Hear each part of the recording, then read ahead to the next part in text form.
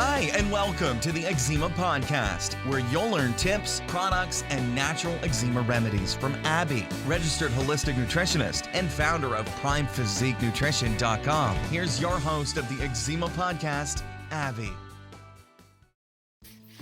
Before we begin today's podcast, I just want to announce that the National Eczema Association is having their Exuma Expo from June 21st to 24th of 2018. It's a gathering for the eczema community, for people suffering from it, and also for medical professionals to teach their knowledge. I will also be moderating one of the breakout sessions, so I look forward to seeing you there.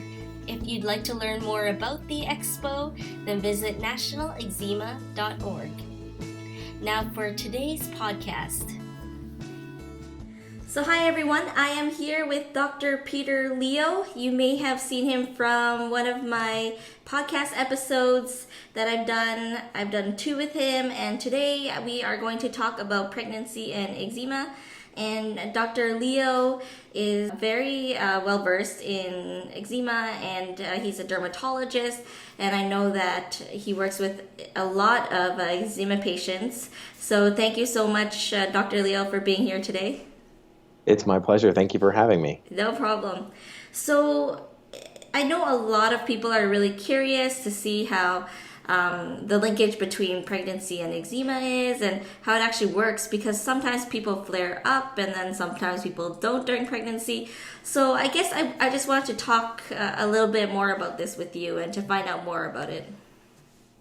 It is a really interesting area, and I will say that when you look at the studies, it's sort of a mixed bag.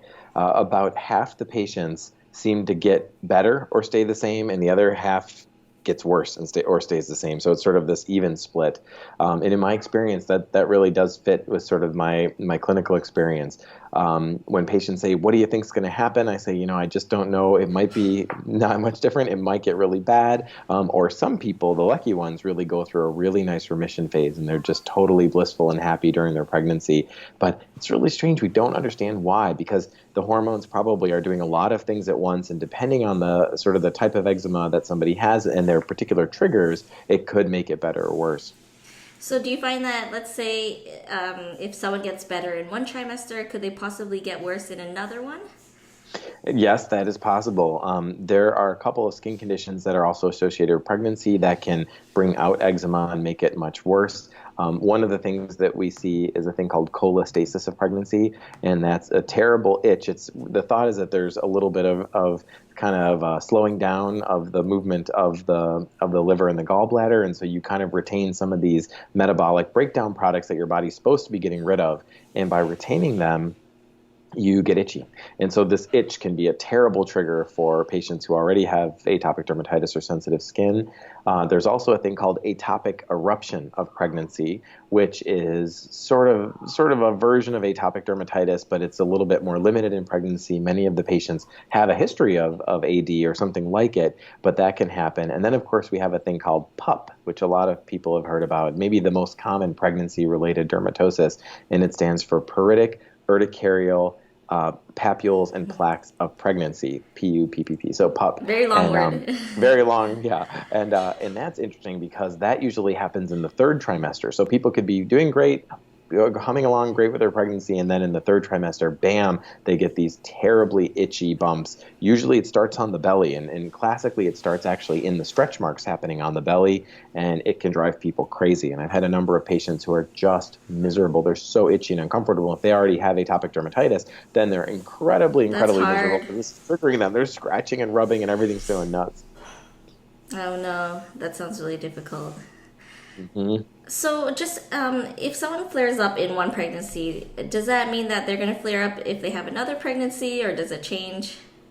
It definitely changes. And I've had people who say, hey, their first pregnancy was terrible, second pregnancy was great, and the opposite. So it is really unpredictable. It's, I think the disease is confusing. There's so many different triggers. A lot of times, patients will say, I want that one root cause. And I'm interested in this maybe more than anybody, except for the patients who suffer constantly with it. But what I find is that it's not an easy answer to it. There's probably multiple factors driving it. And so that's why it makes sense to a certain extent that pregnancy, which is really shaking everything up, could be good for some people and bad for others, and even pregnancy to pregnancy. Of course, we know things like nausea can also vary significantly from pregnancy to pregnancy. One time, the person says she was just miserable the whole pregnancy. The next time they say, boy, I didn't feel sick at all. And it's again, strange like that.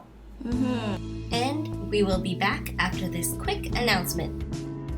For over a decade, I was plagued by extremely severe eczema. And during that time, I tried more healing products than I can remember. As my eczema began to heal, I set out to create the Conqueror Soothing Dry Skin Balm. No harsh preservatives or ingredients are needed to prevent bacteria from developing, making it safe, gentle, and 100% natural. Visit the store page on primephysiquenutrition.com to learn more about it. And now we're back. So I would love to know what type of treatments you usually use when someone does have a flare-up during pregnancy, and what they can do to calm their skin down. It is one of the hardest things because during pregnancy, we have to be extra careful. We don't want to put the baby at any undue risk. We don't want to put the mother at any extra risk. So we often feel that we're fighting with one hand tied behind our back. We do feel that topical steroids are okay to use in pregnancy. Generally, we don't want to use the most potent ones if we don't have to. And ideally, we want to keep the body surface area we're using relatively low. So long as we do those things, we feel like the baby probably can't even detect a difference. We know that people absorb topical steroids in their blood if you use enough over a large surface area. But if you don't, generally, you can't tell it from the normal cortisol that our body makes each day. So if we're careful about it, it should be totally safe. And, we've had these for more than 50 years. And it is, even though people hate steroids, it's a natural product. So, to some extent, your body knows exactly what this is, exactly what to do with it. But if we can avoid that or minimize it, that's important. Mm-hmm. So sometimes we'll lean on things like light therapy, phototherapy much more quickly in pregnancy because especially if somebody's covered in atopic dermatitis, I don't want to have them putting this all over. I certainly don't want to put them on prednisone if I don't have to. And we can't use the big guns, if you will, like cyclosporin and azathioprine and methotrexate. They're all not able to be used during pregnancy. So we'll often have people do light therapy, which is really great and really safe. It's basically filtered sunlight. So if you can go out in the sun, you can get light therapy. That's good to hear. Very safe and gentle. Helps with itch really quickly too. You can use things like sedating antihistamines, things like hydroxyzine or Benadryl to kind of help you sleep at night and calm things down. We love all of our physical modalities like ice packs and cooling wet wraps. We like using great moisturizers. Of course, that's critical to get that skin barrier strong and happy. And then there are some anti-itch creams that you can use, again, in small amounts, things like Sarna, which is camphor and menthol. We can't use too much. We don't want to absorb too much, but little areas can be really cooling and soothing. And usually we can get people through it with those things. Okay, that's great. And then if people are looking for, let's say, something even more natural, they really want to avoid the medicine route, are there any suggestions that you usually provide with them? I'm a big fan of coconut oil. I'm a big fan of sunflower seed oil. Those are two of my favorite oils. As long as you're not allergic, those are awesome. They help the skin barrier. Coconut oil is actually antibacterial as well to a certain extent, which is really cool. I also like the concept of doing bath oils. And there are a couple new bath oil products on the market that you can kind of soak in the tub. Dilute bleach baths are sort of on the border of natural, but I still think they're pretty amazing. And it turns out that very dilute bleach, which again sounds a little spooky, it's like, bleach, but if you go in a swimming pool, you've done a bleach bath already, you've done a whole bunch.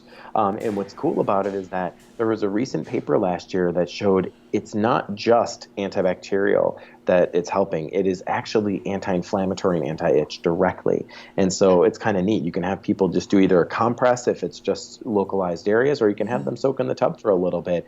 Very, very safe and very gentle. If people are nervous about bleach, or occasionally people find that it's irritating, particularly people with asthma don't like the bleach, the smell gets to them, then we can talk about using a dilute apple cider vinegar bath, which is kind of neat. And I do that for a fair number of patients.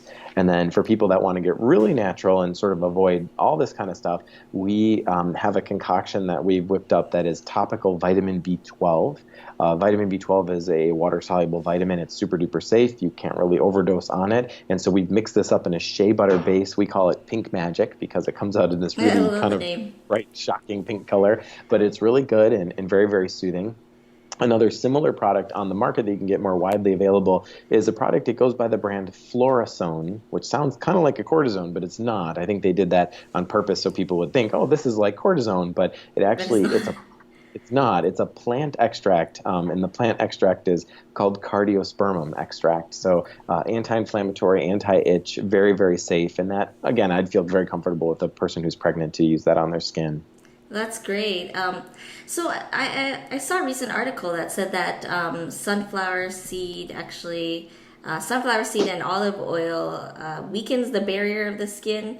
So I wasn't sure about how that. I know you've seen the effectiveness in some patients. So I don't know if you've heard anything about studies like that.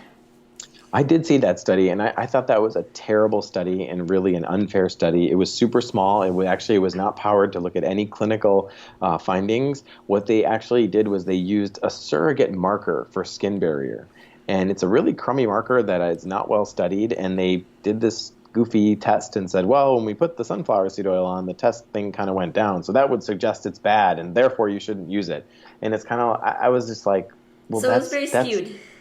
It was, and what really upset me is that a lot of evidence-based medicine proponents, of which I'm one for sure. I mean, I don't want to do crazy things that don't have some studies to support it, but they will get very upset if I bring up things like coconut oil. They'll say, there's only a few studies that show it helps. That's not enough. We need a lot of studies before you make a big proclamation. And I said, well, I don't make a proclamation. I make a suggestion. I said, but this is the exact thing that they're blaming us for all the time, doing it the opposite direction. They have one goofy study that has some finding, and they're making a proclamation. This is dangerous. We should avoid this. But I really do think there's a push to sort of try to dispel the alternative concepts, because I think it's scary. I think a lot of traditional practitioners are frightened of it. It's overwhelming. It's scary. It's difficult. It's time consuming to talk to a patient because, of course, if you bring all of alternative medicine into a discussion, you could talk all day. It's like, well, what do you think about vinegar? And what do you think about the spas? And what do you think about this thing I saw on the internet? And what about this plant extract? You could go all day. And so I think one way to sort of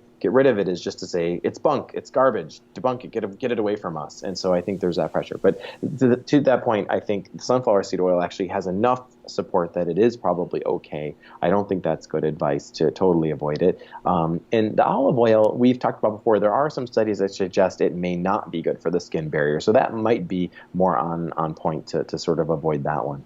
Okay, that's actually really interesting. So that's good to know. I had some readers ask me about that as well. So after people usually give birth, like if they flared up during their pregnancy, how does it usually work post-pregnancy?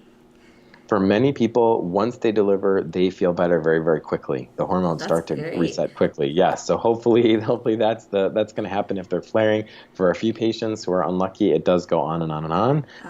And so we kind of, again, we sort of take it each day at a time, and we do everything we can to sort of break that cycle.